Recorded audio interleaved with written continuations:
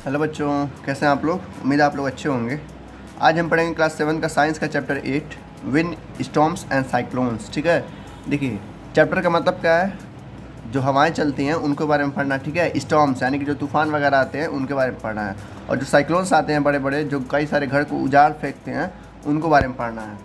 यहाँ पर पहला इंट्रोडक्शन आता है, कहता है कि जो नेचर है हमारा यानी कि जो प्रकृति है वो हमारे लिविंग बींग्स के लिए काफ़ी ज़रूरी होता है। ठीक है, क्योंकि उसमें हर चीज़ वो होता है जो लिविंग बींग्स को यानी कि जो इंसानों के जानवरों को चाहिए होता है, खाना पानी सब कुछ। ठीक है, वही नेचर यानी कि वही हमारा जो नेचर है वही हमसे सब कुछ छीन भी लेता है। मतलब सब कुछ देता तो है, जिसे कह रहा है कि हमारे लिए साफ़ सुथरे हवा देता है। कौन? पेड़ है, यानी कि क्लीन एयर देता है सांस लेने के लिए, पानी देता है पीने के लिए, खाना देता है खाने के लिए, और जगह भी देता है रहने के लिए।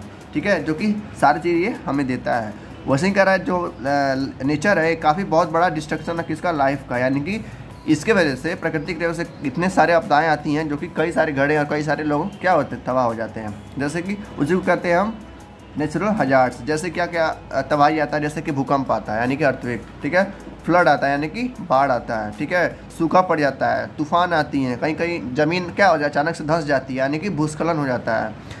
फिर आता है फॉरेस्ट फायर, जंगलों में आग लग जाती है जिसकी वजह से कई सारे जानवर मारे जाते हैं।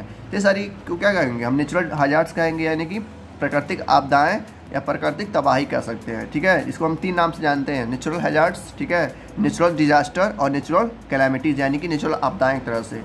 ये सारी नेचुरल क्या है? प्राकृतिक रूप से आपदाएँ हैं जो कि प्रकृति हमसे क्या लेती है, देती है, साथ में कुछ लेती भी यानी कि लाइफ ले लेती है। ठीक है, कह रहा है कि एक इंडिया में 2014 में एक तूफान आया था जिसका नाम था हुदहुद। ठीक है, आप लोगों ने नाम सुना होगा। तो एक तरह का साइक्लोन स्टॉर्म था, यानी कि साइक्लोन भी था और स्टॉर्म भी था, जिसको हिंदी में क्या कहा गया? हुदहुद कहा गया। हुदहुद एक ट्रॉपिकल साइक्लोन है जो कि 2014 में आया था और 6 अक्टूबर को मतलब ओरिजिनेट हुआ था। कहाँ से? अंडमान और निकोबार से। ठीक है, अंडमान और निकोबार आइलैंड है भारत का, ठीक है, साउथ की तरफ, वहीं से वो हुआ था। और 12 अक्टूबर को यानी कि 6 दिन में ही वो इतना बड़ा रूप ले लिया साइक्लोन कि कई सारे लोगों को मार चुका है, यानी कि लगभग 109 लोग उसमें मरे थे और कई सारे घरें तबाह हो गई थी।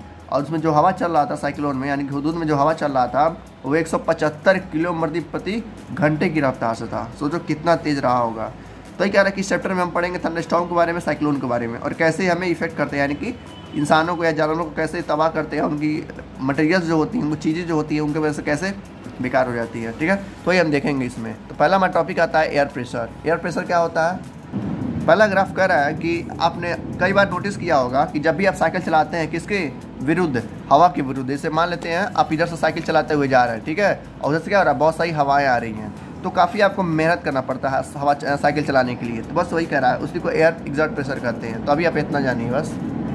कह रहा है साइकिल की तरह ही जब आप एक काइट को उड़ाते हैं, काइट यानी कि एक पतंग को उड़ाते हैं हवा की दिशा में, तो पतंग काफ़ी आसानी से उड़ता है। ठीक है, वैसे ही बोट यानी कि जो नाव रहती है अगर हवा की दिशा में चलती है तो काफ़ी तेज़ी से चलती है। ठीक है, वही जो साइकिल था अभी उसके हवा की दिशा में चलाएं तो साइकिल को आपको ज़्यादा जोर नहीं देना पड़ेगा, लेकिन उसके अपोजिट में चले तो काफ़ी ज़्यादा जोर देना पड़ता है। इसी को हम कहते हैं एयर का प्रेशर यानी कि हवा का दबाव। ठीक है, तो हवा जिस तरफ बहेगा अगर उसके ठीक अपोजिट डायरेक्शन में चलेंगे यानी कि ठीक उसके अपोजिट में चलेंगे, ठीक है, वैसे हवा इधर से आ रही है आप इधर से जा रहे हैं तो काफ़ी ज़्यादा ताकत आपको देना पड़ेगा। ठीक है, क्योंकि हवा में बहुत ज़्यादा प्रेशर रहता है, यानी कि हवा में बहुत ज़्यादा दबाव रहता है, आपको पीछे ढकेलता है। ठीक है, तो वही कह रहा है यहाँ पे, उसी को हम कहते हैं एयर प्रेशर। एक तरह से एग्जाम्पल समझने के लिए अब देखते हैं।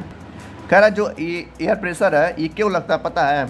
देखिए हर एयर में हम जानते हैं कि जितना भी हमारा आसपास की सराउंडिंग चीज़ें हैं उसमें क्या है? एटम्स हैं, मॉलिक्यूल्स हैं, और उसमें क्या एक तरह का पार्टिकल है।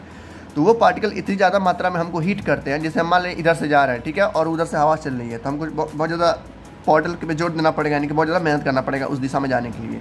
तो जितनी हवा रहेंगी वो आपके शरीर पे क्या करेंगी? हीट करेंगी डायरेक्ट। ठीक है, तो कई सारे पार्टिकल्स आपको हीट करते हैं, पीछे ढकेलते हैं, जिसकी वजह से आपको ऊपर जाने में काफ़ी ज़्यादा दिक्कतें होती हैं।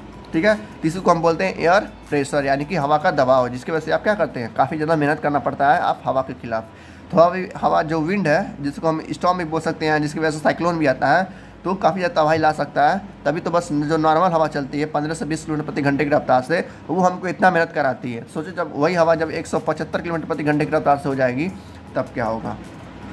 अगला टॉपिक आता है, ठीक है, air pressure reduces wind speed increases. मतलब सिंपल सा कहने मतलब है कि जब हवा का स्पीड बढ़ेगा यानी कि जब हवा का स्पीड और तेज़ होगा, यानी कि 30, 40, 45 50, 60, 80, 70, 80 किलोमीटर प्रति घंटे की रफ्तार से चलने लगेगा तो एयर प्रेशर कम हो जाएगा। एयर प्रेशर यानी कि हवा का जो दबाव हो जाएगा वो कम हो जाएगा। दबाव यानी कि वो हल्का हो जाएगा, तभी तो तेज़ी से दौड़ रहा है भाई। जो एयर जितना हल्का रहेगा वो इसका स्पीड उतना तेज़ होगा। तो बस वही कह रहा है यहाँ पे कि जो हवा यानी कि जो एयर क्या होगा, हल्का होगा, उसका स्पीड क्या होगा, तेज़ हो जाएगा। तो वही उल्टा कर दिया है यहाँ पर, कह रहा है कि स्पीड तेज़ होगा तो हवा प्रेशर यानी कि कम हो जाएगा। प्रेशर मतलब क्या होता है, दबाव। और दबाव किस में होगा, जो भारी होगा।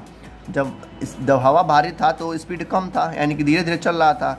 वही स्पीड जब बहुत तेज़ हो गया, इसका मतलब क्या है, उसमें जो दबाव है यानी कि भारी बना वो ख़त्म हो गया है। तो यही यहाँ पर कह रहा था। जैसे कि हम जब अपने रूम में फ़ैन चलाते हैं, ठीक है, तो फ़ैन क्या करता है, बहुत तेज़ हवा देता है और हमें फील होता है कि जो कर्टन्स रहते हैं रूम में यानी कि जो विंडो पे पर्दा वगैरह लगा रहता है या गेट पे जो पर्दा वगैरह लगा रहता है उड़ते रहते हैं यानी कि फ्लो करते रहते हैं। क्यों फ्लो करते हैं, इसी की वजह से, यानी कि जो हवा का स्पीड है वो काफ़ी तेज़ हो जाता है और एयर प्रेशर घट जाता है। ठीक है, देखो प्रेशर मतलब होता है कि दबाव। जब फैन नहीं चल रहा था तो पर्दा ऐसे लटका हुआ था यानी कि चारों तरफ से उस पर प्रेशर लग रहा था और पर्दा क्या था, बीच में से लटका हुआ था।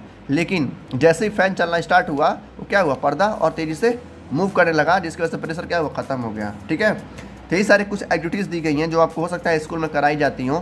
अगर स्कूल में कराई जाती हैं इसका मतलब है कि आप अच्छे स्कूल में हैं। अगर ये एक्टिविटीज़ नहीं कराई जाती हैं, जैसे कई सारी एक्टिविटी है, 5, 6, 7, 8, 9 एक्टिविटीज़ हैं, अगर उसमें से 2, 3 भी करा दी एक्टिविटीज़, इसका मतलब है कि आप अच्छे स्कूल में हैं। ठीक है, तो एक्टिविटीज़ बहुत ज़रूरी होता है। जैसे यहाँ पर दिया है कि 2 एक्टिविटी दिया, मैं एक कोई बता दे रहा हूँ, बहुत आसान है, बस यही इसी चीज़ को एक्टिविटी में कन्वर्ट कर दिया। यानी कि जो हवा स्पीड, जब इस हवा का स्पीड बढ़ेगा तो प्रेशर कम हो जाएगा यानी कि दबाव कम हो जाएगा। क्यों, क्योंकि हवा काफ़ी हल्का हो जाता है।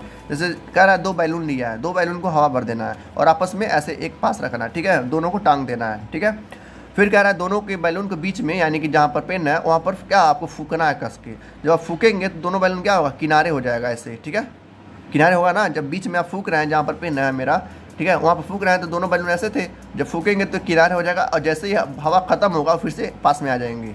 इसका मतलब ये हुआ कि जैसे आपने स्पीड उसको दिया यानी कि जो आप मुंह से जो एयर निकला है उसका स्पीड काफ़ी तेज़ रहा होगा, जिसकी वजह से क्या हुआ, उड़ने लगा। क्यों उड़ने लगा, कि उसकी जो एयर प्रेशर है वो ख़त्म हो गया। यानी कि जो दबाव था दोनों पे, इधर से भी दबाव लग रहा है बैलून पे, इधर से भी दबाव रह रहा है, जिसकी वजह से क्या आ रहा है, एक पास आ रहा है। तो दबाव जब स्पीड चलेगा तो क्या ख़त्म हो जाएगा, तो उसी को ये कहा है। ठीक है, तो याद रखिएगा जैसे जैसे स्पीड बढ़ेगा वैसे दबाव क्या हो जाएगा, कम हो जाएगा। ठीक है, अब आते हैं नेक्स्ट टॉपिक पे। तो कई सारी एक्टिविटीज़ है, वहाँ पर यही कह रहा है कि नोट है, जितने कह रहा है कि जितने भी आप लोग एक्टिविटी करेंगे ना इससे संबंधित, तो क्या होगा, इसका जो कंक्लूजन आएगा वो क्या आएगा, कह रहा है कि increase with in wind speed, यानी कि जैसे जैसे आपका हवा का स्पीड तेज होगा वैसे वैसे क्या हो जाएगा, एयर प्रेशर घट जाएगा यानी कि रिड्यूस हो जाएगा। ठीक है, अभी हमने देखा बैलून वाला। ठीक है, इस तरीके से फैन भी काम करता है और ऐसे ही एटमॉस्फेयर भी काम करता है। यानी कि जैसे जैसे स्पीड बढ़ता है, जैसे साइक्लोन का स्पीड बहुत तेज होता है तो उसमें दबाव नहीं रहता है। दबाव यानी कि दबाव कब होगा, जब कोई चीज़ हिलेगा नहीं। जैसे कि कर्टन, हमारा पर्दा था रूम का, ठीक है, जंगला पे या गेट पे लगा रहता है पर्दा, जब फैन चलता है तो उड़ने लगता है। इसका मतलब कि वहाँ दबाव खत्म हो गया है। ठीक है, जैसे ही फैन बंद करेंगे वो पर्दा एक जगह पर रुक जाएगा, इसका मतलब उस पर दबाव लग रहा है, इधर से भी चारों तरफ से, जिस वजह से पर्दा हिल नहीं पाता है। ठीक है, तो ये होता है एयर प्रेशर। ठीक है, नेक्स्ट आते हैं।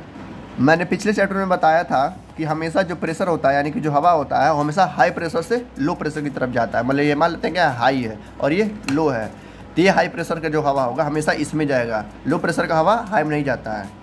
जैसे अगर दूसरी तरह से समझे तो गरीब आदमी अमीर आदमी के घर नहीं जा सकता, यानी कि उस बिल्डिंग में नहीं जा सकता, घुसने ही नहीं देंगे सब। लेकिन ये वाला अमीर आदमी जो है गरीब के घर में जा सकता है और उसको पैसा दे सकता है या कुछ भी दे सकता है, लेकिन ये गरीब आदमी उस अमीर आदमी के घर नहीं जा सकता। जैसे मान लेते हैं अंबानी है और ये कोई गरीब आदमी है, मतलब बहुत ज़्यादा गरीब, उसके पास कुछ नहीं है, तो ये अंबानी घर में नहीं जा सकता। क्यों, अंबानी घर में जो गेट वगैरह होंगे, जो गेट कीपर होंगे उसको बाहर निकाल देंगे, लेकिन ये अंबानी इसके घर में जा सकता है। क्यों, क्योंकि वो अमीर है। तो ऐसे ये हाई प्रेशर जो कह रहा है हवा वाला, जो हाई प्रेशर एयर होगा वो लोअर प्रेशर में जाएगा, लेकिन लोअर प्रेशर वाला किस में नहीं जाएगा, एयर में नहीं जाएगा, यानी कि हाई प्रेशर में नहीं जाएगा। तो बस इतना आप समझना था, तो इस तरीके से याद कर लीजिएगा, यानी कि सोच समझ के पढ़िए। ठीक है, यानी कि अंबानी और गरीब वाला सिस्टम। अब आता है एयर एक्सपेंड्स ऑन हीटिंग, मतलब कि जैसे जैसे हीट बढ़ेगा, अब मतलब दूसरा टॉपिक कह रहा है कि जैसे जैसे हीट बढ़ेगा, हीट यानी कि गर्माहट बढ़ेगी। ठीक है, वैसे से क्या होगा, एयर बढ़ेगा यानी कि एक्सपैंड होगा। देखते हैं, तो इससे जो टॉपिक है यानी कि हीट करने पे कैसे एयर का एक्सपेंड हो रहा है उसको हम देखेंगे। जैसे कह रहा है कि आप एक आइस का टुकड़ा ले लीजिए, टुकड़ा मतलब कि बर्फ़ का टुकड़ा लीजिए, उसको एक बॉटल में डाल दीजिए इस तरीके से। ठीक है, उसको बॉटल में डालने के बाद क्या करिए, उसको ऊपर से जो हमारा बैलून आता है जिसमें हम खेलते हैं उसको बैलून ऊपर लगा दीजिए ढक्कन से। मान लेते हैं बॉटल है, इसमें हमने क्या देखा, कुछ आइस क्यूब वगैरह रखा। ठीक है, फिर क्या किया, उसको जिसमें आइस क्यूब था उसको पैक कर दिया अच्छे से, ऊपर से जो ढक्कन है उसका रहता है उसको बैलून से बांध दिया। जब उसको हीट करेंगे आइस को तो उसमें से जो इवेपोरेशन होगा, इवेपोरेशन क्या होता है मैंने समझाया था, ठीक है। तो जैसे जैसे इवेपोरेशन होगा यानी कि हीट जैसे जैसे मतलब क्या होगा, इवेपोरेशन कैसे होता है, हीट से होता है ना। तो वही कह रहा है कि जैसे जैसे हीट बढ़ेगा वैसे वैसे क्या होगा, हवा भी यानी कि जो पानी था वो वेपर में कन्वर्ट होगा, यानी कि भाप में कन्वर्ट होगा। तो ये भाप किस में जाएगा, बैलून को फुला देगा। तो वही कह रहा है कि जैसे जैसे हीट बढ़ता है वैसे वैसे एयर भी क्या करता है, एक्सपैंड करता है यानी कि बढ़ता है, ठीक है। तो बस इतना ही था इसमें कि जैसे जैसे हीट बढ़ेगा वैसे वैसे एयर भी क्या होगा, एक्सपैंड होगा यानी कि बढ़ेगा। देखो जब भी टेम्परेचर बढ़ता है तो हवा का भी बढ़ता है, यानी कि जो हवा रहता है एक्सपैंड होता है, यानी कि उसका एरिया क्या होता है, बढ़ता चला जाता है हीट की वजह से। तो ये आपको एक जानना था बस, जो कि एग्जाम में हो सकता है I1 वर्ड में कि याद है क्या हो अगर हीट को बढ़ा दिया जाए तो एयर घटेगा कि बढ़ेगा, ठीक है। तो बढ़ेगा यानी कि एक्सपैंड होगा। अगला टॉपिक आता है हमारा विंड करेंट। ये क्या होता है, मतलब हवा के में एक तरह से इलेक्ट्रिसिटी कर सकते हैं या करंट कर सकते हैं, इसका नाम ही है विंड करेंट, ठीक है, यानी कि हवा का करंट। करंट नेचर में बहुत सारे ऐसे सिचुएशन यानी कि और बहुत सारे ऐसे कंडीशंस हैं, यानी कि ऐसे सिचुएशन बन जाते हैं जहाँ पर हवा क्या होता है, हीट हो जाता है। यानी कि किसकी वजह से हीट हो जाता है, टेम्परेचर की वजह से। जब सूरज की रोशनी कहीं पर पड़ती है बहुत ज़्यादा, यानी कि बहुत ज़्यादा गर्म कर देती है, तो वहाँ पर हवा भी बहुत ज़्यादा गर्म हो जाएगा, जिसकी वजह से क्या हो जाएगा, एक्सपैंड हो जाएगा और राइज अप यानी कि वेपराइज हो जाएगा, यानी कि भाप में कन्वर्ट हो जाएगा। जैसे मान लो जहाँ पर बहुत ज़्यादा उमस है, ठीक है, तो वहाँ पर क्या होगा, हवा क्या होगा, ये किस में कन्वर्ट हो जाएगा, मतलब जैसे जो पानी होगा वहाँ का वो हीट होके इवेपोरेट हो जाएगा। तो वही यहाँ पर कह रहा है कि कई सारे सिचुएशन ऐसे होते हैं जहाँ पर मौसम क्या होता है, हीट हो जाता है और एक्सपेंड होकर राइज अप हो जाते हैं, यानी कि वेपराइज कर जाते हैं। देखो यहाँ पर वही कह रहा है कि जैसे जैसे जो मेन सिचुएशन आता है वो होता है सनरेज का, यानी कि जब सूरज की रोशनी जहाँ पर पड़ती है, जिस अर्थ की जगह पे जैसे इक्वेटर वाला जो पार्ट रहता है वहाँ पे सबसे ज़्यादा रोशनी पड़ती है अर्थ का, मैंने बताया था ना, क्योंकि ये बीच वाला पार्ट है, यहाँ पर जो सूरज है डायरेक्ट हीट करता है, जिसकी वजह से यहाँ पर गर्मी क्या होती है, सबसे ज़्यादा होती है। तो ही कह रहा है कि जिस जगह पे सनरेज ज़्यादा फॉल करेगा वहाँ पर विंड करंट क्या होंगे, सबसे ज़्यादा होंगे। विंड करंट यानी कि हवा सबसे ज़्यादा प्रोड्यूस होगा और वहाँ का प्रेशर कैसा होगा, लो होगा। लो क्यों होगा, क्योंकि वहाँ पर जो जितना भी हवाएं हैं, जितने भी मॉइस्चर है वो क्या हो रहा है, वेपराइज हो जा रहा है, जिसकी वजह से भारी पर नहीं रह रहा है उस हवा में, ठीक है। तो वहाँ पर सबसे ज़्यादा क्या होती है, गर्मी होती है, एक तरह से उमस होता है, क्योंकि वहाँ सबसे ज़्यादा हीट है, क्योंकि जो सूरज की रोशनी है वहाँ पर डायरेक्ट हीट कर रही है, तो उसी को कहते हैं क्या, wind current. This causes wind current to connect. ये किसकी वजह से होता है, कुछ रीजन्स दिए गए हैं कि जिसकी वजह से ये विंड करेंट्स उठते हैं, ठीक है। जैसे कि दिया है due to the uneven heating of the earth, यानी कि अर्थ पे अलग अलग हीटिंग जगह है। इससे क्या होता है, रसिया में बहुत ज़्यादा ठंड पड़ती है, लेकिन इंडिया में क्या होता है, कुछ पार्ट में ठंड पड़ती है, कुछ पार्ट में नहीं पड़ती है। तो यही एक रीज़न है जिसकी वजह से विंड करेंट प्रोड्यूस होता है, यानी कि दबाव की वजह से, यानी कि हाई प्रेशर से लो प्रेशर के जाने की वजह से हवा क्या हो रहा है और स्पीड से प्रोड्यूस हो रहा है, यानी कि हवा प्रोड्यूस हो रहा है। कहते हैं ना कि हवा कैसे बनता है, तो ऐसे बनता है, याद रख लीजिएगा, ठीक है। तो uneven heating of the earth, यानी कि अर्थ पे जो हमारा पृथ्वी है वो अलग अलग जगह पे अलग अलग हीट प्रोड्यूस करता है, यानी कि जो जगह इस जगह पे होंगे, यानी कि इक्वेटर वाले जगह पे होंगे वो क्या होंगे, सबसे ज़्यादा हीट प्रोड्यूस कर रहे होंगे, वहाँ पर बहुत ज़्यादा गर्मी पड़ रही होगी, ठीक है। देखिए यहाँ पर वही लिखा है कि जो सन का हीट होगा वो काफ़ी ज़्यादा गर्म होगा, जिसकी वजह से क्या होगा, जो इक्वेटर पे आसपास पे जगह होंगी, वही कह रहा है नियर द इक्वेटर, यानी कि इक्वेटर की जो आसपास जगह होंगी वो डायरेक्ट क्या होंगी, सूरज से रोशनी ले रही होंगी, जिसकी वजह से वहाँ का टेम्परेचर काफ़ी ज़्यादा हीट हो जाएगा और वहाँ का जो पानी होगा वो क्या होगा, राइज अप हो जाएगा, यानी कि वेपराइज हो जाएगा, जिसकी वजह से वहाँ लो प्रेशर रीजन बन जाएगा। लो प्रेशर यानी कि कम दबाव वाला रीजन, यानी कि ज़्यादा से ज़्यादा हवा चलेंगे वहाँ पर, ठीक है। तो वही हवा चारों तरफ फैल जाती है, ठीक है। वही यहाँ पर कह रहा है कि the cooler air between 30 degree latitude and the equator of other side rushes to the places, यानी कि जो हवा वहाँ बनेंगी वो हर जगह पे क्या होगा, फैल जाएगा, ठीक है। जैसे यहाँ पर दिखाया गया है, जो हमारा ये वाला पार्ट है ना, ये इक्वेटर पे आता है, ये आधा पार्ट इंडिया का इक्वेटर पे यानी कि इक्वेटर के नज़दीक आता है, और ये जो पार्ट है ऊपर वाला पार्ट उसे नॉर्थ पार्ट कहते हैं, जो इक्वेटर के ऊपर आता है, यानी कि नॉर्थ पोल की तरफ आता है, इसकी वजह से इस जगह पे ज़्यादा ठंडा पड़ती है, ठीक है। तो यहाँ पर जो जहाँ पर गर्मी ज़्यादा पड़ती है वहाँ पर क्या होगा, लो प्रेशर क्रिएट होगा, लो प्रेशर क्रिएट होगा, यानी कि वहाँ पर विंड प्रोड्यूस हो रहा है, विंड प्रोड्यूस हो रहा है, यानी कि वो हवा क्या होगा, चारों तरफ जाएगा। तो वही देखो यहाँ पर दिखाया गया एरो से, ठीक है। तो कहाँ पर साउथ वेस्ट मानसून, इसी की वजह से क्या होता है, बारिश वगैरह भी आता है, ठीक है। ये हवा जाती है समुद्र में जो उसमें पानी रहता है उसमें से इवेपोरेट होकर अपने अंदर समा लेती हैं, और यही क्या होता है, बारिश के फॉर्म में गिरती हैं। तो ये पहला रीजन है। पहला रीजन क्या था हमारा, जिसकी वजह से विंड प्रोड्यूस होता है, यानी कि विंड करंट प्रोड्यूस होता है। पहला रीजन है कि अनइवन हीटिंग ऑफ अर्थ, यानी कि अर्थ के अलग अलग जगह पे अलग अलग हीट प्रोड्यूस हो रहा है, किसकी वजह से, सूरज की वजह से। दूसरा है due to the unequal heating of land and water, यानी कि जो हमारा लैंड और वाटर रहता है, ज़मीन कुछ ज़्यादा गर्म हो जाता है कभी कभी और पानी नहीं गर्म हो पाता है, या कभी कभी पानी बहुत ज़्यादा गर्म हो पाता है और ज़मीन नहीं गर्म हो पाता है, तो उसकी वजह से भी क्या होता है, विंड प्रोड्यूस हो पाता है। जैसे कि तो जो दूसरा रीजन है वो लैंड वाटर का कह रहा है कि देखो अभी हमने क्या जाना कि जहाँ पे सबसे ज़्यादा हीट होगा वहाँ लो प्रेशर होगा। यही हमने जाना ना, वही यहाँ पर कह रहा है कि ऐसे ही हमारे इंडिया में भी होता है। जैसे क्या हो रहा है कि जो हो सबसे ज़्यादा जो जल्दी हीट होता है, यानी कि जो सबसे ज़्यादा गर्म जल्दी होता है वो होता है लैंड, ठीक है, समुद्र के मुकाबले। समुद्र देखो बहुत ज़्यादा पानी है तो उसमें हीट होने में टाइम लगता है, जब तक वो हीट होता है तब तक रात हो जाती है, ठीक है। तो रात को जो समुद्र रहता है वो गर्म होता है, ठीक है। लेकिन दिन में क्या होता है, ज़मीन जो होती है, लैंड होता है, वो काफ़ी तेज़ी से गर्म हो जाता है समुद्र के मुकाबले। मतलब समुद्र में गर्म होती है लेकिन किससे कम होती है, लैंड से। यानी कि जो लैंड है हमारा वो काफ़ी तेज़ी से गर्म हो जाता है समुद्र के मुकाबले में। जिसके मगर से क्या होता है, जो हवाएँ होती हैं वो किसकी तरफ आती हैं, समुद्र से लैंड की तरफ आती हैं। क्यों? क्योंकि हमेशा हवा कहाँ से चलती है, हाई प्रेशर से लो प्रेशर तरफ चलती है। तो वही यहाँ पर कह रहा है कि जैसे ही ज़मीन क्या होगा, गर्म होगा, यानी कि हीट होगा सूरज की रोशनी की वजह से, वैसे ही वहाँ पर क्या बन जाएगा, लो प्रेशर बन जाएगा। यानी कि इन जगहों पर लो प्रेशर बन जाएगा, और जैसे ही यहाँ पर लो प्रेशर बनेगा वैसे ही समुद्र का ठंडा ठंडा हवा आएगा पृथ्वी की तरफ, यानी कि ज़मीन की तरफ। इसलिए जो जगह होती है, गुजरात, चेन्नई, मुंबई, ये सब सारा पार्ट हो गया समुद्र किनारे वाला, ठीक है, यही वाला सारा पार्ट यहाँ पर हमेशा ठंडा रहता है। यानी कि बहुत ज़्यादा गर्मी होती है, ना ज़्यादा ठंडा होता है 12 के 12 साल। इसीलिए जो यहाँ लोग रहते हैं समुद्र किनारे रहना पसंद करते हैं, ठीक है। क्योंकि ना ज़्यादा गर्मी होती है ना ज़्यादा ठंड पड़ती है। क्यों नहीं गर्मी होती है? क्योंकि जो हमारा दिन में क्या होता है, ज़मीन बहुत ज़्यादा गर्म हो जाता है। और कोई पूछता है कि लोग समुद्र के किनारे, यानी कि जो बड़े बड़े बॉलीवुड स्टार्स हैं, शाहरुख खान, सलमान खान, अमिताभ बच्चन, वो समुद्र के किनारे क्यों बसे हुए हैं? तो इसी की वजह से, ठीक है। क्यों? देखो दिन में ज़मीन बहुत ज़्यादा गर्म हो जाता है, जिसकी वजह से समुद्र ठंडा होता है। और यही होता है, जैसे ही ज़मीन गर्म होगा वहाँ का प्रेशर क्या हो जाएगा, लो हो जाएगा, और समुद्र का प्रेशर हाई होता है। तो ठंडी ठंडी हवाएं ज़मीन की तरफ आती रहती हैं, तो ज़मीन वहाँ पर क्या होता है, ठंडा रहता है। यही काम रात में होता है उल्टा, यानी कि समुद्र गर्म हो जाता है और जल्दी, और जो ज़मीन आता है वो ठंडा हो जाता है तुरंत। इधर से हवाएं उधर की तरफ जाती हैं, तब भी इनको हवा लगता है। यानी कि जब हवा आ रही है तब भी ठंडा लग रहा है, जब जा रहा है तब भी ठंडा लग रहा है, ठीक है। इस तरीके से ठंडा मौसम होता है समुद्र के किनारे वाला, ठीक है। इससे ही वजह से क्या होता है, मानसून वगैरह भी आता है और रेनफॉल होता है, यानी कि बारिश वगैरह होता है। तो जो समुद्र किनारे वाले एरिया होंगे वहाँ पे ज़्यादा जब बारिश होते होंगे अदर कंट्री के मुकाबले, यानी कि अदर स्टेट के मुकाबले। तो ये होता है लैंड और वाटर का हीट रिजर्व, इसी को कहते हैं विंड करेंट, ठीक है। जिसकी वजह से हवाएं बहती हैं लो प्रेशर से, हाई प्रेशर से लो प्रेशर की तरफ, और बारिश वगैरह आता है इन्हीं की वजह से।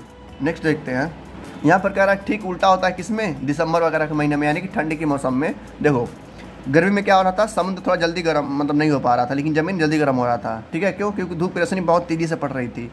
ठंडी में क्या होता है, ज़मीन जो होता है ठंडा रहता है, और जो समुद्र रहता है वो भी ठंडा ही रहता है, लेकिन इसके कम मुकाबले, यानी कि ज़मीन ज़्यादा ठंडा होता है किसके, विंटर सीजन में। जिसकी वजह से क्या होता है, जो हवाएं होती हैं वो उल्टा बहने लगती हैं, यानी कि ज़मीन से हवाएं किसी तरफ, समुद्र की तरफ बहने लगती हैं। जिसकी वजह से क्या होता है, विंटर मानसून आता है, यानी कि ठंडी आती है, ठीक है।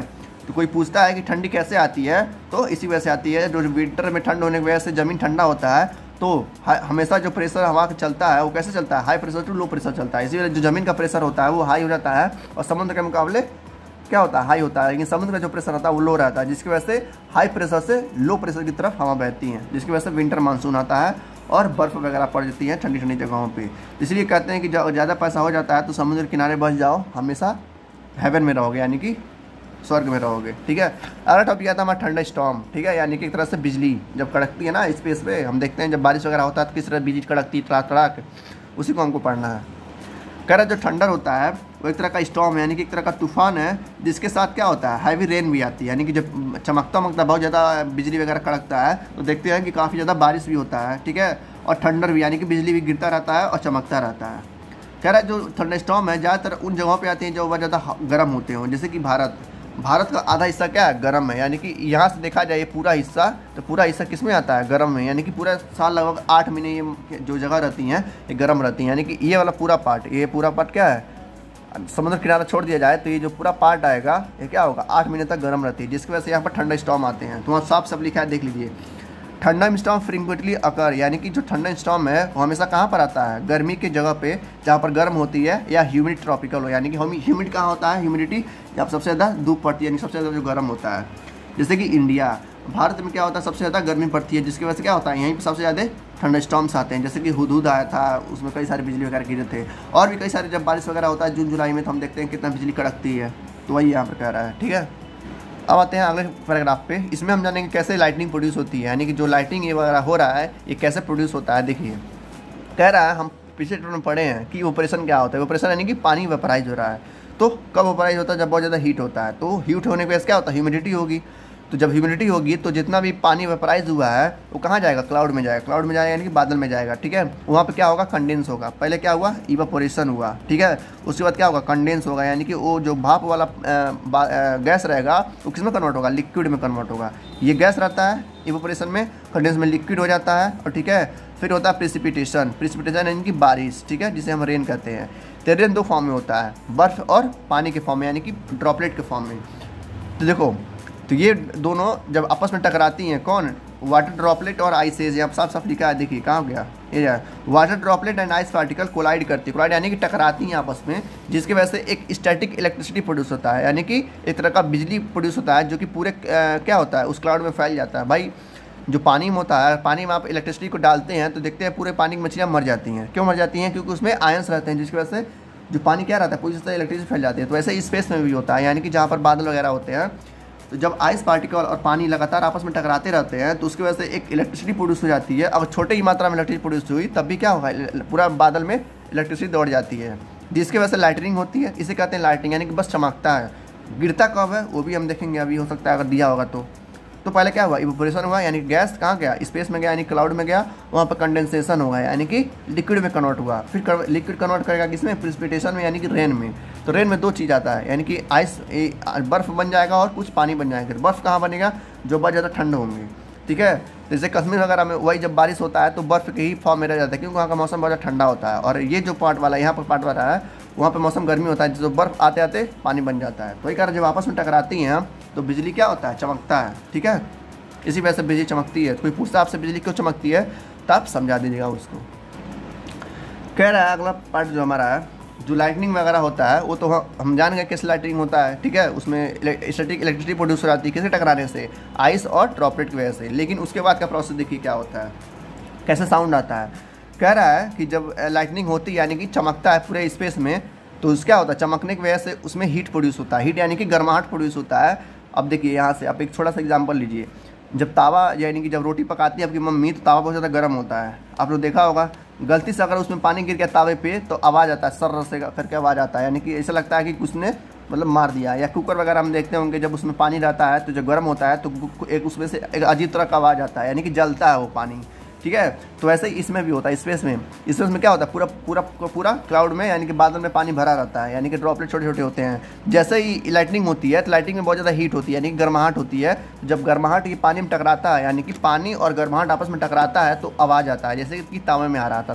तावा तो काफ़ी छोटा था, ठीक है, कुकर भी काफ़ी छोटा था, लेकिन स्पेस काफ़ी बड़ा है, ठीक है। इतना बड़ा स्पेस है, तो जब सादे पानी आपस में टकराते हैं इस हीट के साथ, यानी कि इस बिजली के साथ, तो काफ़ी तेज़ी से आवाज़ आता है, धड़ाक से आवाज़ आता है। तो वही कह रहा है कि जब इसके रास्ते में, यानी कि जो हीट होता है, यानी कि जब लाइटिंग होती है तो इसमें से हीट निकल जाता है, जिसकी वजह से एयर में क्या होता है, एक क्या होता है, हीट प्रोड्यूस होने लगता है। तो वो जो हीट रहता है जब पानी से टकराता है तो एक साउंड आता है बूमिंग करके, बूम ऐसे करता है, नहीं करता है, उसी को हम कहते हैं ठंडर, यानी कि बिजली कड़कना, ठीक है। कह रहा है जो अपवर्ड मूवमेंट और डाउनवर्ड मूवमेंट हवा का, यानी कि जो वेपराइज हो रहा है, ऊपर जा रहा है, फिर कंडेंस होकर प्रेसिपिटेट होकर नीचे आ रहा है, बारिश हो रहा है, उसी को हम कहते हैं, उसी में क्या होता है, लाइटनिंग होता है, थंडर स्टॉर्म होता है, ठीक है। इस तरीके से हमने जाना लाइटनिंग प्रोड्यूस होता है और कैसे उसमें से साउंड आता है, ठीक है। तो कोई पूछता है कि लाइटनिंग कैसे प्रोड्यूस होता है और कैसे उसमें साउंड आती है, तो आप लोग अच्छे से बता दीजिएगा, समझा देंगे। यहाँ पर नोट है आपके लिए, जो एग्जाम में नहीं आएगा लेकिन आपके लिए जाना जरूरी होता है, एक फैक्ट है। कह रहा है इस मूवमेंट पे, यानी कि जो आप पढ़ रहे हैं इस वीडियो, हर एक मूवमेंट में लगभग 1800 थंडर स्टॉर्म आ रहे हैं पूरे दुनिया में, यानी कि पूरे पृथ्वी पे। इंडिया की बात नहीं हो रही है, पूरे पृथ्वी की बात हो रही है, जिसकी वजह से 1800 हर दिन, यानी कि हर मूवमेंट में 1800 थंडर स्टॉर्म आते हैं पूरे दुनिया में, सोच लीजिए। अब नेक्स्ट आता है precaution during a thunder storm, यानी कि क्या क्या हमको सावधानियाँ लेनी चाहिए जब थंडर स्टॉर्म हो रहा हो, यानी कि एक तरह से बिजली लाइटनिंग हो रहा हो, बिजली कड़क रही हो और बारिश आ रहा हो, उसमें कौन से हमको अलर्ट होना चाहिए, कौन से ऐसे स्टेप्स लेने चाहिए जिसकी वजह से हम बच सकें और अपनी फैमिली वालों को भी क्या कर सकें, बचा सकें। जैसे कि पहला पॉइंट आता है, तो पहला प्रिकॉशन ये है, कह रहा है कि जब आप जंगल में हो, ठीक है, मान लीजिए कहीं घूमने वगैरह गए हैं, फैमिली के साथ टूर है, तो जंगल में हो तो क्या मतलब है कि जब बिजली कड़क रही हो तो आप बड़े पेड़ के साथ, यानी कि जो बड़ा मोटा पेड़ नहीं रहता है उसके साथ आप शेल्टर ना लें, यानी कि उसके नीचे ना खड़ा रहें। क्यों? क्योंकि जो मोटे पेड़ रहते हैं वही सबसे ज़्यादा अट्रैक्ट करते हैं किसको, इलेक्ट्रिसिटी को, यानी कि लाइटनिंग को। तो सबसे ज़्यादा बिजली गिरती है वो मोटे पेड़ पर गिरती है। तो वही कह रहा है do not take shelter under the isolated tree if in a forest, ठीक है, shelter under a small tree, यानी कि जो छोटा वगैरह पेड़ होगा, छोटे पेड़ उतना अटैक नहीं कर पाते जितने कि मोटे पेड़ करते हैं। तो जब भी आप जंगल वगैरह में हो या बगीचे में हो तो छोटे पेड़ के साथ क्या होगा, चिपक जाए, ना कि मोटे पेड़ के साथ, ठीक है। जंगल में हो तब, क्योंकि उस जंगल में सिर्फ पेड़ ही पेड़ होंगे, तो कोशिश करिएगा कि पतले पेड़ जो होगा उस पर आप क्या करेंगे, चिपकेंगे, यानी कि वहाँ पर शेल्टर लेंगे। Do not lie on the ground, ground पे आप लेटिएगा मत, ऐसे नहीं होता, बिजली कई बार होता है ऐसे लेट जाते हैं लोग। Do not lie on the ground कहते हैं कि ज़मीन पर नहीं लेटना चाहिए, क्योंकि हो सकता है कि आपका बॉडी क्या करते हैं, अट्रैक्ट कर ले उस लाइटनिंग को। सेकेंड पॉइंट कह रहा है do not shelter under a metal seed, यानी कि कभी भी ठंडे स्टॉर्म के, जब ठंडा स्टॉर्म आ रहा हो, यानी कि तूफान वगैरह आ रहा हो, ठीक है, नहीं आता है बहुत ज़्यादा, साइक्लोन वगैरह आ जाता है, तो जो मेटल का सेट रहता है, यानी कि जो लोहे का वगैरह बना होता है, उसमें ना शेल्टर हो। जब उसमें शेल्टर लेंगे तो जब तेज़ी से हवा चलेगा तो हो सकता है कि लोहा वगैरह आपके बॉडी के अंदर चला जाए, जिसकी वजह से आपको काफ़ी ज़्यादा चोट आ सकती है। तो इसकी वजह से भी क्या हो, आप वहाँ पर नहीं हो। तो जब ऐसे ही जब लोहे के बाहर रहेंगे, यानी कि लोहे के साथ नहीं रहेंगे, तो आपको चोट लगने की काफ़ी ऐसा नहीं है। वैसे यहाँ भी जब छोटा पेड़ रहेगा, जब देखेंगे कि ऊपर गिर रहा है उस थंडर स्टॉर्म की वजह से, तो आप वहाँ से जल्दी से भाग सकते हैं। लेकिन वही अगर मोटा पेड़ हुआ, बड़ा पेड़ हुआ, तो जब तक आप भागेंगे तब तक पेड़ आपके ऊपर गिर जाएगा, ठीक है। तीसरा प्रिकॉशन आता है do not take shelter under an umbrella with a metallic handle, यानी कि जब आप थंडर स्टॉर्म आ रहा हो तो जो अम्ब्रेला रहता है, यानी कि जो छाता रहता है, उसमें क्या लगा रहता है, मेटल लगा रहता है, जिसकी वजह से वो इलेक्ट्रिसिटी को क्या होता है, ऑब्जर्व कर सकता है, यानी कि कंडक्टर रहता है, यानी कि उसमें लोहा जो रॉड रहता है, या छतरी ऐसे रहती है, आप ऐसे पकड़े रहते हैं, तो उस छतरी को मत पकड़िए, छतरी को क्या करिए, फेंक दीजिए। क्यों? क्योंकि इस जो छाता रहता है, जो रॉड रहता है, वो लोहे का बना होता है, जो कि इलेक्ट्रिसिटी को अट्रैक्ट करता है और एक तरह का कंडक्टर होता है, तो उसको भी क्या करिए, मत पकड़िए। Do not sit near window, खिड़की के पास मत बैठिए, क्योंकि खिड़की के पास भी बिजली क्या करता है, अट्रैक्ट कर सकता है। तो बिजली गिरती कहीं और है, लेकिन वो अट्रैक्ट होकर कहीं और चली जाती है, ठीक है। बिजली हमेशा जहाँ जहाँ कड़कती है, हमेशा वहीं गिरने की कोशिश करती है, लेकिन वो गिर नहीं पाती है, क्योंकि जो बड़े बड़े पेड़ होते हैं, बड़े बड़े अट्रैक्शन होते हैं, उसको खींच लेते हैं अपनी तरफ, तो बिजली कहीं और डाइवर्ट हो जाती है। तो इन सब चीज़ों से बचना चाहिए हमको, ठीक है। फिर कह रहा है अ कार और a bus safely place to take shelter, यानी कि या कार में या किसी एक बस में, यानी कि बड़े बड़े बस होते हैं, उसमें आप शेल्टर ले सकते हैं। The best place to stay indoors with all doors and shut door, सबसे बढ़िया है कि आप अपने घर में रहिए और जितने भी दरवाजे खिड़कियां हैं वो क्या करिए, बंद कर लिए करिए, ताकि आप सुरक्षित रहें।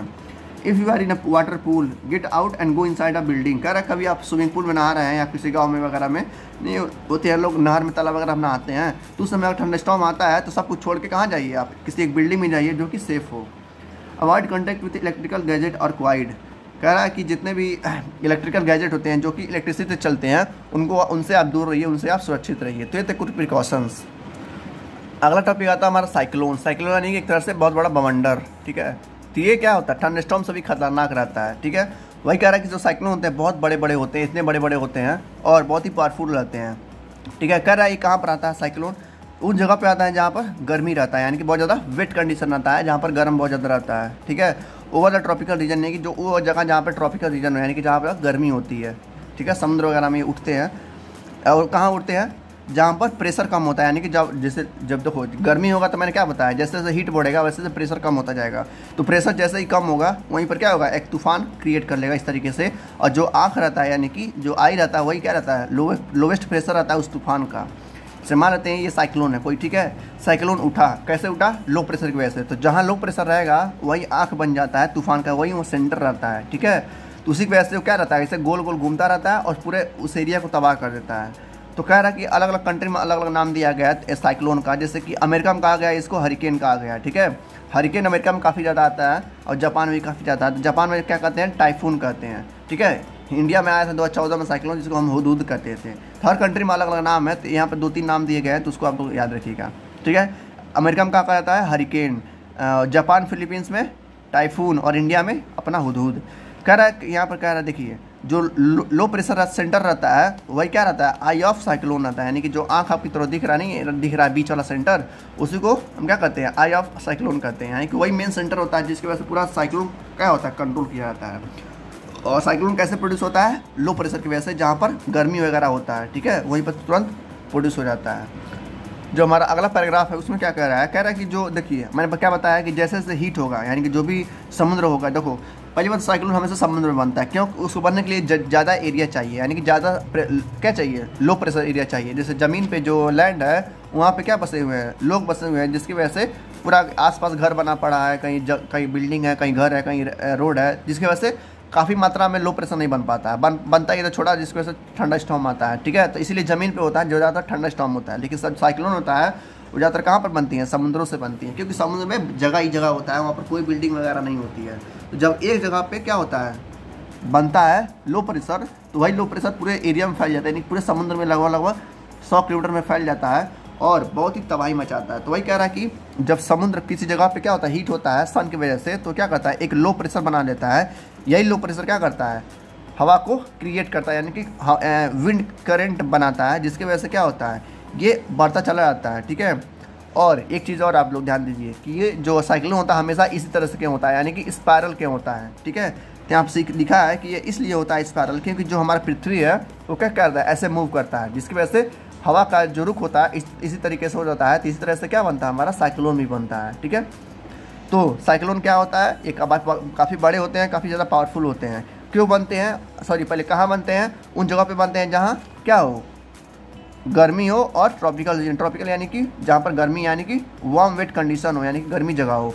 तीसरा चीज़, इनका स्पीड काफ़ी ज़्यादा होता है, और ये कहाँ पर बनते हैं, जहाँ पर लो प्रेशर होते हैं। ठीक है, और अलग अलग कंट्री में अलग अलग नाम है, जैसे अमेरिका में हरिकेन नाम है और जापान में टाइफून नाम है। और ये कैसे हीट होते हैं, यानी कैसे यहाँ पर आता है लो प्रेशर, सूरज की रोशनी की वजह से। जैसे समुद्र बहुत बड़ा एरिया है तो समुद्र में बहुत ज़्यादा जल्दी से लो प्रेशर आ जाता है, जिसकी वजह से ये एक साइक्लोन का रूप ले लेते हैं, जो कि काफ़ी बड़े होते हैं। और इनका हमेशा जो स्पिनिंग रहता है ऐसे ही क्यों रहता है, क्योंकि पृथ्वी इसी प्रकार से मूव कर रही है, जिसकी वजह से हवा को एक डायरेक्शन मिल जाता है।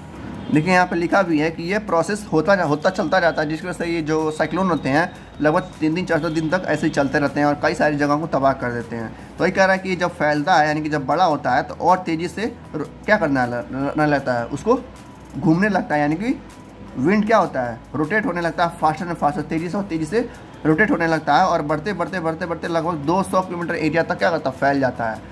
समुद्र छोटा नहीं ना है, समुद्र बड़ा है, तो समुद्र बनता है और पूरे पृथ्वी को क्या करता है, मतलब पृथ्वी के कुछ हिस्से को तबाह कर देता है। तो वही कह रहा है कि जब जगह पे जहाँ साइक्लोन आता है वहाँ पर बहुत ज़्यादा भारी मात्रा में तबाही मचती है। ठीक है, तो कैसे बनता है, कैसे क्या होता है, सारी चीज़ हमने देखा। ठीक है, आगे बढ़ते हैं। अगले पैराग्राफ में कह रहा है कि जो इसका डायमीटर होता है, डायमीटर यानी कि जो सर्कल ऐसे होता है, ये डायमीटर होता है, यानी कि इस सेंटर से जो क्रॉस करता है। तो वही कह रहा है यहाँ से लेकर जो यहाँ तक डायमीटर होता है लगभग 10 से 30 किलोमीटर लंबा होता है। सोचो 10 से 30 किलोमीटर, मीटर नहीं किलोमीटर लंबा होता है, सोचो कितना बड़ा होता होगा। और जो इसका हवा का स्पीड रहता है, यानी कि जिसमें हवाएं चलती हैं, उसका जो स्पीड रहता है वो 150 से 250 किलोमीटर प्रति घंटे के हिसाब से चलती है। यार बहुत ज़्यादा स्पीड है, इसमें क्या पता नहीं क्या क्या हो जाएगा। ठीक है, नेक्स्ट पॉइंट आता है, this cloudy region is about 150 kilometre in size. ये लगभग 150 किलोमीटर के बड़े होते हैं, यानी कि कोई पूछता है कि जो साइक्लोन होता है कितना बड़ा होता है, तो उनका पूरा एरिया देखा जाए तो 150 किलोमीटर के रेंज में होते हैं। यानी कि इनका जो एरिया इस तरीके से यहाँ से लेके यहाँ तक, यहाँ से लेके यहाँ तक, वो लगभग 150 किलोमीटर का है, यानी कि 150 किलोमीटर लंबा होते हैं ये। ठीक है, अगला टॉपिक आता है कि क्या क्या तबाहियाँ होती हैं जब साइक्लोन आता है। तो भाई तबाही तो अपने आप खुद से भी लिख सकते हैं। ठीक है, जिस एग्जाम में नहीं आ जा रहा है तो आप लोग बता सकते हैं खुद से भी कौन कौन सी तबाहियाँ आती हैं। जैसे कि कई सारे पेड़ क्या होते हैं, उखड़ जाते हैं। भाई पेड़ जब स्पीडी उसका कितना 250 किलोमीटर प्रति घंटे की रफ्तार से चल रहा है, तो उसका कई सारे पेड़ को उखाड़ फेंकता है। ठीक है, कई सारे हाउसेस यानी कई सारी बिल्डिंग्स क्या होती हैं, गिर जाती हैं, धराशायी हो जाती हैं। और टेली कम्युनिकेशन भी क्या होता है, ख़राब हो जाता है, यानी कि जो बातचीत की सेवाएँ रहती हैं वो ख़राब कर देता है ये।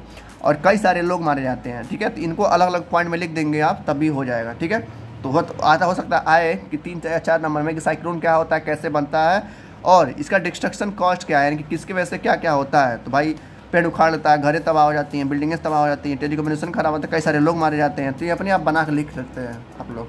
कह रहा जब साइक्लोन आता है तो इसकी वजह से क्या होता है, साइक्लोन कहाँ आता है, समुद्र में आता है। तो जब समुद्र में साइक्लोन बनता है इसकी वजह से अगल बगल के जो एरिया होती हैं वो क्या होता है, वहाँ पर भारी मात्रा में फ्लडिंग हो जाता है, यानी कि बाढ़ आ जाता है। भाई जाहिर सी बात है, ये जो समुद्र है, ये जो एरिया दिखा रहा है ग्रीन, ठीक है, यहाँ पर जब तबाही मचेगा, साइक्लोन आएगा, यहाँ का पानी क्या होगा, बाहर की तरफ जाएगा। तो जो एरिया होंगे अगल बगल वो क्या होंगे, पूरी तरह से बाढ़ आ जाएगा उस एरिया में, और वो एरिया बहुत ही बुरी तरह से क्या हो जाएगा, फंस जाएगा, वहाँ पे लाखों लोग मारे जाएंगे। तो ये कह रहा है cyclone can also prolong heavy rain, इसकी वजह साइक्लोन की वजह से काफ़ी ज़्यादा मात्रा में बारिश भी आ सकता है, बाढ़ भी आ सकता है, और जो वाटर होगा क्या बन जाएगा, लोगों के लिए एक तरह से डिजास्टर का रूप ले लेगा, जिसकी वजह से कई सारी बीमारियाँ फैलने लगेंगी, जैसे कि टाइफाइड, कोलेरा, कई सारी बीमारियाँ क्या होगा, फैल जाएगा उस बाढ़ की वजह से। तो बहुत ज़्यादा मात्रा में तबाही मचाती है साइक्लोन, ठीक है। तो ये थे कुछ डिस्ट्रक्शन। अब आते हैं सेफ्टी मेजर, यानी कि क्या क्या हम बचने के लिए इनसे, जब साइक्लोन आता है किसी एरिया में, अब मान लें हम गए हैं घूमने, ठीक है, गोवा घूमने गए हैं, वहाँ पर मान लगते हैं अगर साइक्लोन खड़ा हो गया, यानी कि साइक्लोन शुरू हो गया, तो हम क्या क्या सेफ्टी मेजर ले सकते हैं। जैसे कि कह रहा देखो आजकल की जो टेक्नोलॉजी है ना काफ़ी ज़्यादा एडवांस हो गई है, जिसकी वजह से क्या होता है पहले यानी कि 24 घंटा पहले ये पता चल जाता है कि तूफान यानी कि साइक्लोन आने वाला है। इसके बावजूद अगर आप वहाँ जाते हैं तो आपको साथ काफ़ी ज़्यादा हादसा हो सकता है। जैसे कह रहा है कि जो साइक्लोन आते हैं उसके बारे में स्टडी करने के लिए एक इंडियन मेट्रोलॉजिकल डिपार्टमेंट बनाया गया है, जो साइक्लोन के बारे में या थंडरस्टॉर्म के बारे में अध्ययन करता है और बताता है लोगों को कि इस दिन हो सकता है कि साइक्लोन आए, आप इस जगह पे ना जाइए, ठीक है। तो वैसे भी वो जगह बंद होती है जब साइक्लोन आने वाला अलर्टनेस जारी रहता है। कह रहा है कि ये किसकी मदद से की जाती है, एक सैटेलाइट लॉन्च किया गया है स्पेस में, जो कि इन सब चीज़ों को क्या रखती है, अपनी नज़र गड़ाए रखती है। क्या उसका नाम है, इनसैट। क्या नाम है, इनसैट, ठीक है। यह and a chain of cyclone detection radar, मतलब कई सारे संस्थाएं हैं जैसे कि इंडियन मेट्रोलॉजिकल डिपार्टमेंट है, इनसैट सैटेलाइट है, और CDRS है यानी कि साइक्लोन डिटेक्शन रडार है। ये सारे क्या करते हैं, पता लगाते हैं कि समुद्र में कहीं तूफान तो नहीं बन रहा है या साइक्लोन तो नहीं बन रहा है, जिसकी वजह से लोगों को पहले से एडवांस यानी कि 24 घंटे पहले ही उनको बता दिया जाता है कि यहाँ पर हो सकता हो तूफान आए। या भाई मान लेते हैं अगर पता नहीं चला उन लोग को 24 घंटे पहले, तो 400 किलोमीटर पहले दूर ही, यानी कि जो मान लेते हैं कि 400 किलोमीटर आप जहाँ हैं, यहाँ से 400 किलोमीटर दूर कहीं तूफान बना है, तो साइंटिस्ट को तुरंत पता चल जाएगा कि यहाँ से जब 400 या 450 किलोमीटर क्या रहा है, तूफान बन रहा है, यानी कि साइक्लोन बन रहा है। तो क्या करेंगे, टीवी पे, रेडियो पे, कम्युनिकेशन पे अलर्ट जारी कर देंगे, जिसकी वजह से लोग क्या होंगे, अपने आप घरे में छुप सकते हैं, ठीक है, सुरक्षित महसूस कर सकते हैं। तो यहाँ पे कह रहा है कि अगर लगभग 48 घंटे पहले ही एडवांस या 24 घंटे पहले ही वार्निंग दी जाती है लोगों को कि कहाँ पे वार्निंग जा रही है, टीवी पे, रेडियो पे वार्निंग दी जाती है कि आप लोग वहाँ पे ना जाइए, हो सकते हैं साइक्लोन आने की आशंकाएं रहें। अब कह रहा है precaution for cyclone prone region, यानी कि उस रीजन पे जहाँ पर साइक्लोन आती रहती हैं उन जगहों पे कैसे आप प्रिकॉशन ले सकते हैं, प्रिकॉशन यानी कि अलर्ट रह सकते हैं। पहला पॉइंट क्या कह रहा है, कह रहा है अगर आप उन जगहों पे हैं, यानी किन जगहों पे जहाँ पर सबसे ज़्यादा साइक्लोन प्रोन रीजन है, प्रोन मतलब कि जहाँ पर सबसे ज़्यादा साइक्लोन आता हो, तो आप उस जगह पे घूमने गए हैं, तो आपके पास हमेशा क्या करना चाहिए, टाइम रहना चाहिए रेडियो और टीवी बुलेटिन को सुनने के लिए। कहीं ऐसा न्यूज़ नहीं ना आ रहा है कि आने वाला साइक्लोन है और हम आप चले गए हैं घूमने, तो वही कह रहा है कि हमेशा क्या करना चाहिए, सुनना चाहिए आपको रेडियो और टीवी के बुलेटिन्स को, यानी कि जो न्यूज़ आता है, ठीक है। अपने बैग में हमेशा क्या रखना चाहिए, खाना रखना चाहिए और वाटर प्रूफ बैग होना चाहिए हमेशा, यानी कि क्या हो बैग भीगे ना, उस बैग के अंदर आपके पास जो भी खाना वगैरह है उसको रख लेना चाहिए। सिर्फ पीने का पानी रखना चाहिए, क्योंकि जब साइक्लोन आता है तो सारा का सारा समुद्र का पानी शहर में चला आता है, जिसकी वजह से शहर का पानी क्या होता है, गंदा हो जाता है और पानी पीने लायक नहीं रहता है, खारा पानी आता है। वैसे भी समुद्र का हम लोग बताए हैं पहले भी, तो सारा पानी कहाँ आता है, शहर में आता है। तीसरे कह रहा है कि खाना पानी आप लोग एक वाटर प्रूफ बैग में रख लेना चाहिए, और एक इमरजेंसी किट रहना चाहिए घर पे, ताकि आप कहीं मान लो कहीं चोट वगैरह लग गया तो आप मरण पट्टी कर पाएँ, ठीक है। आपके पास नंबर होने चाहिए, किसका नंबर होना चाहिए, हॉस्पिटल्स का नंबर होना चाहिए, पुलिस का नंबर होना चाहिए, अपने संबंधित जो फैमिली वगैरह है उनको पास नंबर होना चाहिए, ताकि आप बता सकें, इन्फॉर्म कर सकें यहाँ कि हम सेफ़ हैं, ठीक है।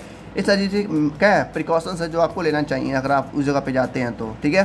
फिर कह रहा है कि warning is given secure in home well to move, हमारे घर पे हैं, अगर आपको न्यूज़ सुना कि ये हो सकता है कि क्या है साइक्लोन आने वाला हो, तो अपन घर को सेव कर सकते हैं, ठीक है। वेंचर इनटू द सी, आप घूमने नहीं जाएंगे समुद्र की तरफ, ठीक है। या ड्राइविंग वगैरह अवॉइड करेंगे, मतलब जब आप पता चलेगा कि सुनामी आने वाला है या तबाही आने वाला है तो आप घर से बाहर ना निकलें, आप कहाँ रहें, घर में ही रहें। नेक्स्ट टॉपिक है टॉर्नेडो, ये उस सबसे खतरनाक होता है, यानी कि थंडरस्टॉर्म से भी खतरनाक होता है, साइक्लोन से भी खतरनाक होता है। जैसे कि कह रहा है जो टॉर्नेडो होता है उसको हम ट्विस्टर भी बोलते हैं, यानी कि इसका दूसरा भी नाम है जिसका ट्विस्टर है, यानी कि ऐसा गोल गोल घूमता है, जिससे यहाँ पर दिया है ना टॉर्नेडो, इसी को टॉर्नेडो कहते हैं, इसे कहते हैं ट्विस्टर। देखो टॉर्नेडो का है या ट्विस्टर का है, दोनों नाम एक ही है। कह रहा है कि ये बहुत ही खतरनाक होते हैं, ये बहुत ही वायलेंट होते हैं, वायलेंट यानी कि बहुत ही गुस्से वाले होते हैं, ठीक है। और बहुत ज़्यादा डार्क होते हैं, ऐसा लगता है मतलब लाइट ही नहीं उसके अंदर, ठीक है। और फनल शेप के होते हैं, फनल यानी कि जो कुप्पी होता है, कुप्पी आप लोग जानते हैं जिसमें तेल वगैरह भरा जाता है, उस टाइप के होते हैं, ठीक है। और इनके अंदर काफ़ी सारे हवाएं रहती हैं और कई सारे बादल आपस में टकराते रहते हैं, जो कि एक तरह से बहुत ज़्यादा खतरनाक है। टोर्नेडो इंडिया में नहीं आता है, बाहर जगह में आती है। कह रहा है जो टोर्नेडो का स्पीड रहता है वो लगभग 300 किलोमीटर प्रति घंटे की रफ्तार से रहता है, यानी कि साइक्लोन का दोगुना रहता है। ये साइक्लोन का स्पीड कितना है, 250 से 150 किलोमीटर है, लेकिन इसका कितना है, मिनिमम 300 होता है और मैक्सिमम तो भाई पूछो मत। कह रहा है जो साइक्लोन टोर्नेडो बनता है ना वो साइक्लोन के अंदर बनता है, इसको याद रखिएगा। कोई पूछता है कि टोर्नेडो जो होता है वो कैसे बनता है, साइक्लोन के अंदर बनता है। साइक्लोन कैसे बनता है, लो प्रेशर की वजह से, ठीक है। साइक्लोन जब आता है उसी में टोर्नेडो भी बन जाता है, कई सारे टोर्नेडो बन सकते हैं, याद रखिएगा। नेक्स्ट पैराग्राफ कह रहा है जो इति रहता है इसका, जो कुएं की तरफ पेंसिल रहता है, जैसे कि जो कुप्पी रहता है, इसके अंदर कुछ भी जा सकता है। जब ये आएगा घूमेगा तो ये इतने से चीज़ों को लपेट लेता है अपने अंदर, जैसे कि डस्ट हो गए, डेब्रीज हो गए, कार्स वगैरह हो गए, ट्रीज वगैरह उखड़ के उसके अंदर चले आते हैं, घूमने लगते हैं। इवन हाउसेज यानी कि घर के क्या होता है, थोड़ा जैसे हॉलीवुड मूवी होती है देखते हैं ना, टोर्नेडो आता है तो पूरा घर वगैरह उखड़ के उसी में लगते हैं घूमने गोल गोल, ठीक है। Throw them out near the top, tornadoes are not frequent in India. अगर इंडिया में टोर्नेडो नहीं आते हैं, क्यों? क्योंकि यहाँ पर उसका मौसम ही नहीं है, उसके लायक कंडीशन ही नहीं है, सिर्फ बाहर देश में आते हैं। तो ये हो गया क्या, टोर्नेडो। अब आते हैं प्रिकॉशन, इसके देख लेते हैं। कह रहा जब टोर्नेडो आ रहा है क्या करें, अपने घर में रहें, बाहर निकले और हो सके तो अपना जो सर है नीचे रखें। तो बस इतना ही था चैप्टर आपका। तब तक के लिए मिलते हैं नेक्स्ट चैप्टर में। Thank you, good luck, take care.